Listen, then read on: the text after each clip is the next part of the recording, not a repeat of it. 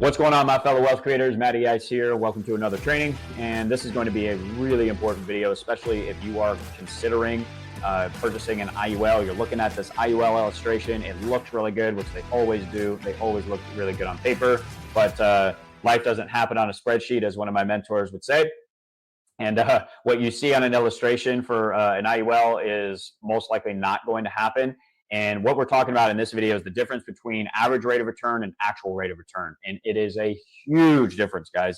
It's so important to understand this so that you can make the best decision for yourself. And in order to do that, you have to have the facts. You have to have all the information. So when you see an IUL illustration, this is one of the biggest issues I have with IUL is how it's illustrated. It shows an uninterrupted compound annual growth every single year, as if the market is going to go up every single year. Absolutely ridiculous. They show 6, 7, 8% being credited to the account every single year, even in retirement when you're taking income. It injects so much risk. And what you see on the illustration is not what is going to happen in reality 99 times out of 100. So it's important to understand that. And if once you understand this, and maybe you can have the agent adjust the illustration to have some 0 years or whatever, and you're okay with that. At that point, fine. You're an adult. Do whatever you want. If you want to take more risk, that is completely up to you. But you have to have all the information in order to make that decision, in my opinion. So that's what we're going to talk about today. I'm going to show you real numbers that I've run and show you just how much of a difference average rate of return has on an account value when it's applied every single year. It is a huge, huge difference, and when it's not. All right, so I'm going to go ahead and share my screen and we'll jump into it. Here we go. All right, got my screen pulled up. Here we go. So I just went to macrotrends.net and we're using the S&P 500. That's a pretty common index that is used for index crediting in an IUL. So we're just going to use that. And the example that we're using here is, so I'm 35, I was born in 1988. We're going to go back to 1988, assume that I'm 35 at that year, and I'm starting to invest. And we're going to use $100,000. We're going to keep this simple. I'm not applying fees or taxes or dollar cost averaging or anything like that for this particular experiment. We're just keeping it very simple. We're starting with $100,000. We're going to invest it in the market. And basically what I did was, so I scroll down, we go to 1988, and we're just looking at the historical performance of the S&P 500 so we can get an idea of what would happen to our $100,000 over the course of 35 years. So we started in 1988, and I'm not going to run the numbers here. It would take too long. But basically, starting in 1988, applying all of these gains and losses, all right, every single year, I come up with the number $1,826,780. All right, run those numbers yourselves. Hopefully, I didn't make a mistake. I'm pretty sure I didn't. I double checked it multiple times. But run these numbers yourself too, guys. Like, don't take my word for this. Go find a historical chart of historical performance with the S&P. Plug in the same numbers yourself. All right. So $1.8 million. That's impressive. 100,000 to 1.8 million. That sounds really good, and it is. But again, it's not taking into consideration fees, not to mention the taxes you're going to have to pay on that. And that's why people are so drawn to these life insurance products, is because they're touted as being this tax-free retirement income vehicle, which they can be. But with IUL, it's so much more risky, and a lot of people aren't talking about that. So, in the cash value that you end up with in your retirement years is going to make a big difference on how much income you can take. So if you're looking at the illustration and it's showing all this cash value and all this income you're going to be able to take, but it doesn't do that in real life, well, now you've made all these plans for your retirement and you're only able to get a fraction of the income now because it didn't do what it was supposed to do, what it was illustrated to do. All right, that's why this is so important. So we applied all that. We got $1.8 million, give or take. All right, the average rate of return. So after I got the actual total account value, I went back, I added up all the percentages, divided it by 35, and I got it on my whiteboard here. I added it up. It was 354.22, and then you divide that by 35. The average rate of return from 1988 to 2023 currently, it was 10.12%.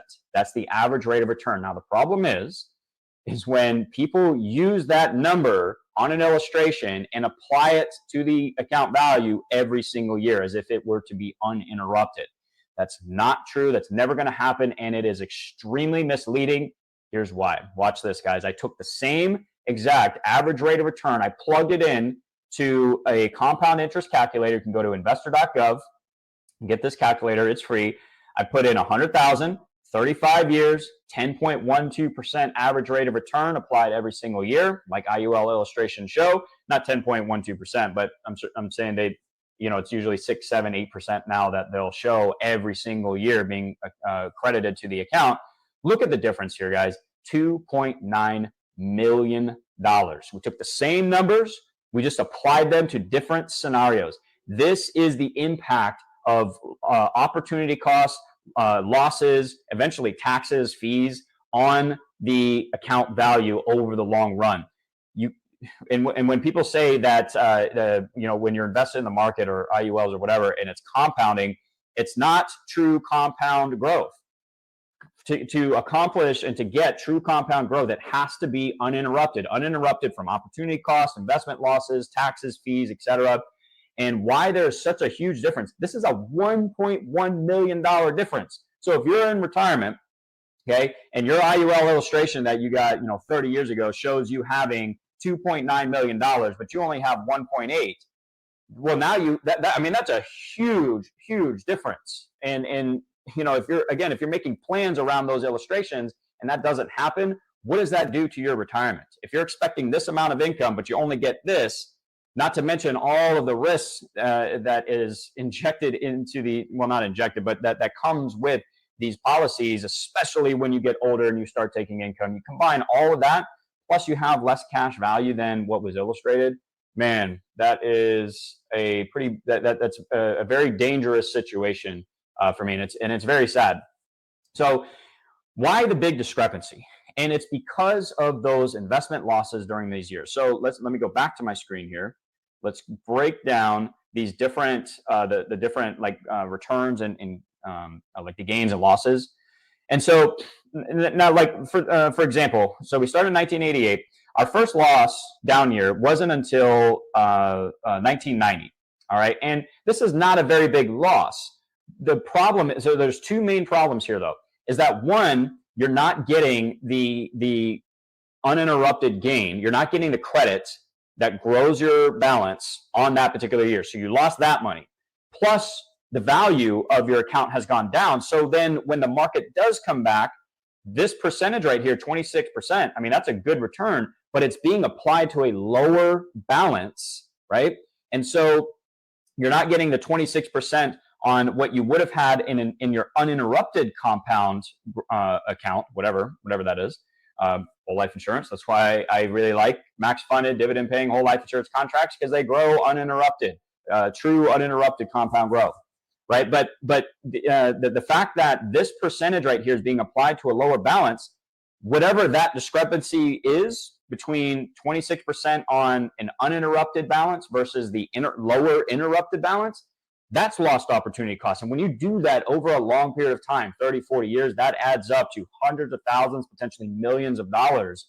And that's why there's such a huge discrepancy, and why I have such an issue with IUL illustrations that use uninterrupted compound growth with an average rate of return, because that's not going to happen. And the cash value that you see at 70, 80 years old is going to be a lot different by the time you reach that age. So here's the thing, guys, is, I obviously, I'm not a fan of IUL. I thank my lucky stars almost every day that I did not purchase an IUL, because I almost did, because that's really what's primarily promoted when it comes to infinite banking, tax-free retirement income, etc. And I'm so glad I went with a whole life policy, because, and here's the thing, it fits my investor profile, I guess, even though this is not investing, this is life insurance, right? It fits my risk profile, I should say.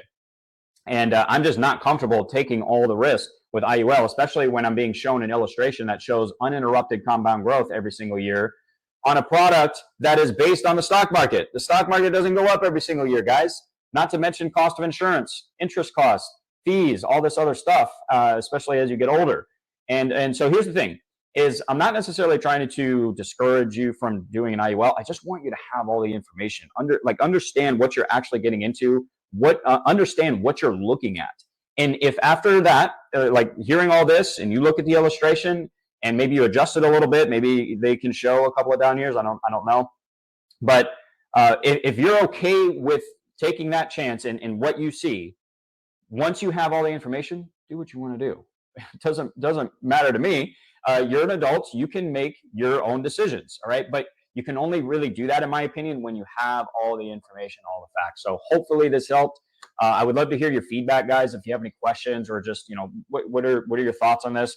What am I missing? Because like this seems pretty obvious to me, but it's not presented in a very obvious way. So it's in a blind spot a lot of the time. We're not really thinking about these things when we're looking at these illustrations. It looks really good on paper, but we got to take a step back and actually understand what it is that we're looking at. What is it that we're putting our money into? And is it in alignment with my risk profile, or the amount of risk that I want to take is in alignment with my goals, my values, my principles, etc. And if it is, great, move forward with it. All right. But you got to have all the information. All right. So I hope that helps. Hope you guys are crushing it. And I will talk to you in the next one. To your success. I'm out.